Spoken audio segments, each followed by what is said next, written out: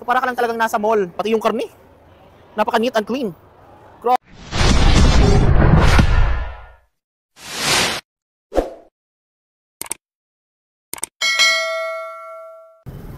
Ayan, so ito yung itsura ng public market dito sa labas. Ayan. So ayan, calls, ito yung itsura ng palengke natin dito sa Agdao. Labas pa lang yan, ha. So let's see. Ayan, let's start the tour.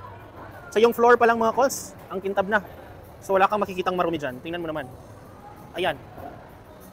So ito yung itsura ng mga estante. Wow. Palengke ba to? Mall. So ayan, may mga butas na nakalaan para kapag may nag-spill over ng mga tubig or dumi.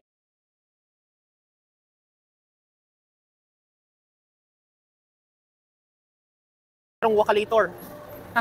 May wakalator po yung palengke dito sa Agdao Public Market. Ayan.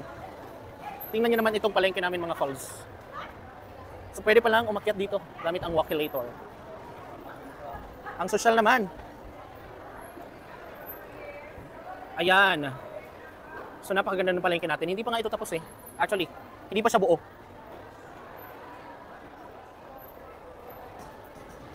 Grabe, calls. May wakalator dito.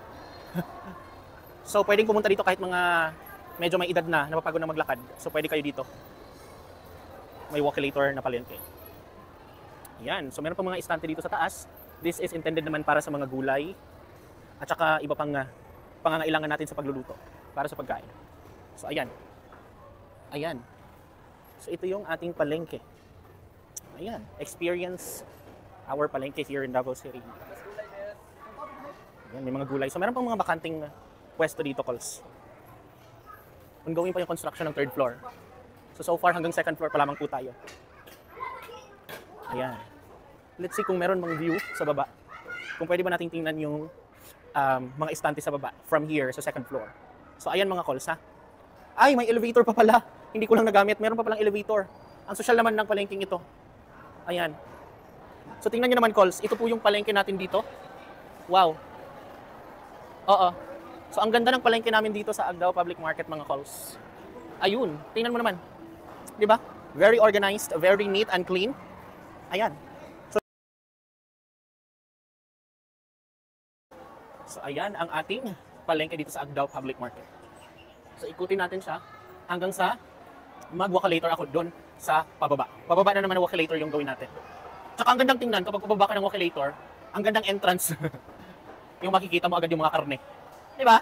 So shoutout naman dyan sa mga kapwa ko Davaoenyo na masasama dito sa video. So shoutout sa inyo. Baka makita nyo ito dito sa ating page.